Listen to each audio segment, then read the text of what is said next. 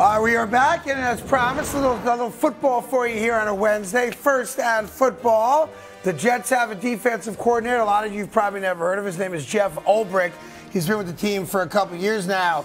And he said that Mahatma Gandhi is going to leave an impact on the Jets now and after he leaves, a.k.a. Aaron Rodgers. You love Aaron. You're personal friends with him. I get all that. I think he represents the hope of going to a Super Bowl. I've been in 100%. I think it's obvious, right? But now we're getting a little crazy. Why? Because now when we're talking about him like he's Jesus or Mother Teresa or Gandhi, like I said, like the dude's going to be here maybe a year. Maybe we get lucky, we get 2 years out of him.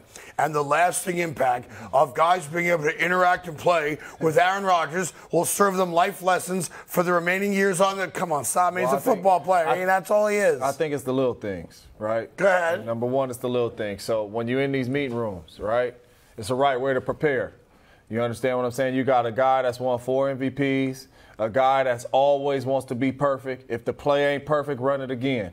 Sure. Right? That's how Aaron Rodgers in the meeting rooms. It's, hey, Wilson, write this down, right? This week when we run the free play, this is how I want it ran. Next week when we run the free play, this is how I want it ran. Hey, I want you to give me three plays versus these coverages that we may run this week. I got you. Right? So just how to prepare as a young guy, how to practice as a young guy. Aaron Rodgers is going to bring all this to these young guys. And to get it young in your career. Yeah. If my man, the offensive guys could get it young in their careers of how to prepare and how to study and how to do all that and learn the little nuggets and all that from Aaron Rodgers, it will help their career. Here's the problem with it, though, and I'm not discounting any of what you said. I respect all of it. If you're willing to listen to what he has to say and learn from him and take the nuggets that appeal to you, I get it. Here's the problem, and you can speak to this with all due respect to you guys. When you're one of the great players to ever play, there are certain things you can do that you cannot teach to anybody else because it's just special to you. Aaron Rodgers is one of those guys. Now, he can talk about being a pro. Yeah. He can talk about putting the time in. He can teach guys how to look at plays maybe in a way, in a way they never have.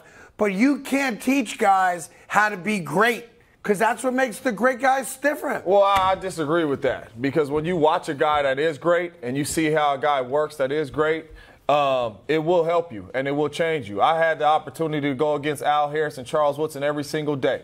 And I was one of the guys that I prided myself on outworking everybody, right? I would come to practice, right? Practice, do what we got to do, watch film. I would go home, say what up to the kids, come back at nighttime, do my ice tub, jacuzzi, get another workout in, watch some film.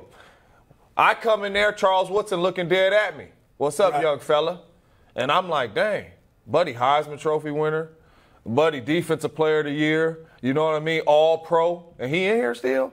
You know what I'm saying? And that set with me like, man, like that's what it takes to be great. That's what it takes to be great, you know what I mean? And even these dudes that are great are still doing it. And as a young player, you are going to see that and you are going to follow behind that, especially Garrett Wilson. Right? He is going to be able to tell Zach Wilson next year or whoever may be the quarterback next year in 2 years, man, like, hey, when they run this certain coverage, this is where the ball going. Right. This is where the ball needs to go. Or this is where I'm going to be. Like, it is going to help them. Sauce, you may have got your hands on a lot of footballs last year in practice. Right? They ain't going to be touching too many of them going against Aaron Rodgers. So you know what that's going to have to do? You're going to have to become a smarter player. You know what I mean? You're going to have to try to bait quarterbacks a little bit different than, you know, especially the good ones. So those two guys in particular trying to go up against him, playing with him on the offensive side of the ball, I truly think they are blessed, and it's going to help them tremendously in their careers. And to piggyback off what James saying, he's not talking about just this year. He's talking about their whole career. Right. So he's talking about it's starting with him. In OTAs. I think we're getting crazy. No. It's starting with him. How you think Aaron Rodgers got to be great? He studied. He paid attention to details. He was in a film room. He watched Brett Favre do what he did while he was sitting on the side, and that's how he understood how he had to get better. And it took him, it took him a couple of years, But once he those couple of years and he ramped up his stuff, he was all right. That's what he's saying. The coach is saying not this year. I get it. But the rest of their career. That's what why you say we getting a little crazy? We get a little crazy. We ain't saying we talk about a guy like he ain't human. But I'm saying we're not saying that they gonna go off and be Hall of Fame players or whatever that. I mean, they have the ability to be really good players, and you got a really good guy coming in there that knows how it's supposed to look. That to show these dudes I'm the way. not worried about his impact 5 years from now, JJ. I just want to win a Super Bowl now so I can die happy. See, that's what's wrong with you. You worried about right now. You're damn right. They worried about right now and 5 years from now. I ain't worried about 5 years from now. I'm promised today. That's all I got. All right, second in football. Derek Carr says he's happy to be with the Saints because, quote, I'm happy to be somewhere where we're in a stable organization that's been proven for years. That's interesting because I took a little look.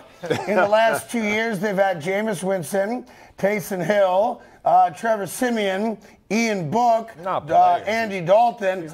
Back to Jameis Winston at quarterback. That doesn't sound like a real competent, stable organization to me. That sounds like a team that's in search for a quarterback, and that's why they give Derek Carr $100 million. He's not talking about players. He's talking about coaching, organization, right? And when you look at Derek Carr's career with the Oakland Raiders and the Las Vegas Raiders, he went through 6, 7 head coaches. He went through 5, 6 offensive coordinators, so I understand where he's coming from, right? He has some stability over there, right? We saying that the Saints coaching staff going to be around for a minute, and he had a lot of change in Las Vegas, in Oakland. Well, look, the big question is this. Is he going to do something this year he's never done in his entire professional career? And that is win a single playoff game.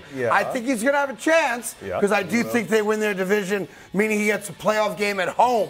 But he's never won a playoff game. So that'll be the big question mark on Derek Carr, who everybody knows I'm a big fan of. And I love this quote yesterday, which was, once you make my wife cry, you're dead to me. And the Raiders made my wife cry. How about that? When they didn't let him play in those last 2 games and kicked him out of the building, his wife cried. I know they're very religious. They prayed on it. And he looked her in the eye and said, honey, nobody makes baby cry. We're out of here. That's right, That's right. That's right. See? Don't nobody make the wifey cry. No one puts baby in the All right, third in football. One of my favorite guys in the league, Brandon Ayuk, apparently is killing it or killed it at OTAs and in the little mini camps earlier this year. George Kittle said he was cooking our defense in OTAs, and their cornerback, whose name I can't pronounce, said he's going to be a top 5 wide receiver. He's one of those guys because you've got Debo on the team, because you've got McCaffrey on the team, and because you've got George Kittle on the team, and he's not a me guy. He doesn't get a lot of love and attention, but as you can speak to, Brandon Ayuk is a bad man on a football field. Well, yeah, Brandon Ayuk is the best receiver on the San Francisco 49ers football team, and that's including Debo Samuels, right? He's the best route runner, right? He has the best hands, right? He's extremely quick off the line of scrimmage.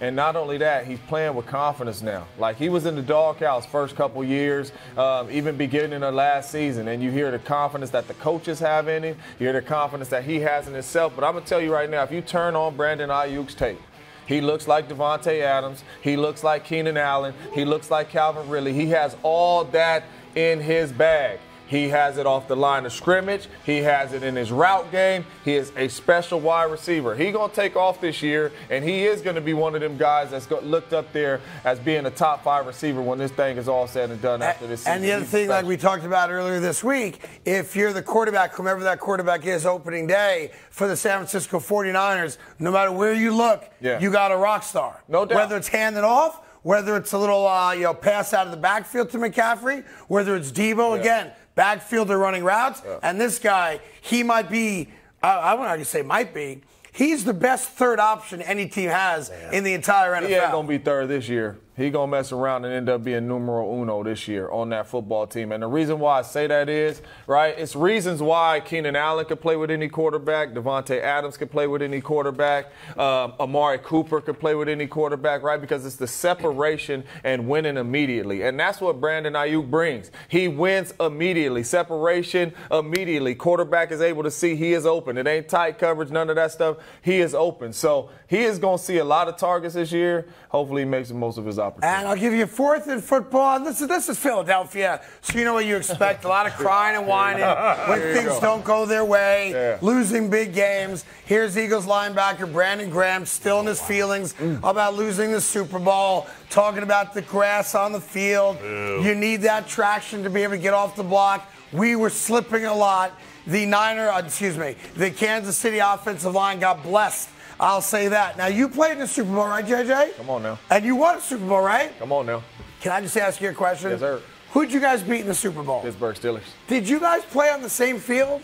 I think so. You did? Okay, I'm just checking. Because they played on the same damn field Kansas City played on, right? No way. That was not an advantage to the Kansas City Chiefs. They both played on the same lousy field. Yeah. B, I know it hurts. I know it hurts, B. I know it hurts, man. You're that close. You got an opportunity to win the Super Bowl. I mean, I still every now and then bring up our losses to the Giants, man. You know, if this happened, if we all that stuff, you lost. And it's over. Do not let it carry into this season. It's over, right? It was slippery for everybody, right? You guys didn't get no sacks. You know, had a couple pressures. It happens, but it's over, B. I know it hurts. You still laying on your bed at nighttime, and it's hurting you. It's eating you up. He's like, we were this close. Because you didn't get that pat, and you probably could have slipped once or twice when you had an opportunity to. But it's over, B. Let it go, man. It's on to this At season. any point, did you complain that your defense decided not to guard Plaxico Burress when you lost to the Giants in the NFC Championship game, or no? See how you bringing stuff up? If this coffee was a little bit warmer, I would have tossed it. I'm just wondering if that was a conversation afterwards. No, because the way we are, we don't blame it on each other like that. There you go. You know what I'm saying? That's right. We win as a team, we lose as a team. It wasn't the defense fault. It wasn't the offense fault. We lost as a team. Why you don't know that? Because you don't know nothing about that. You know what I'm saying? You throw your teammates under the bus, Craig. Yeah, here's a direct quote. We would have gone to the NBA Finals if Alonzo made some more shots. Tim Hardaway. I never said that. What? And he know I never will say that. He knows I never will say that. To be fair, before Alonzo sees that and gets upset, Tim wrote that down, but he never said it. Hey there. Thank you so much for watching The Carton Show. You can subscribe right here to get all the latest bits and segments from the show. And by the way, while you're at it, we have a lot of great shows on FS1, so check them out too.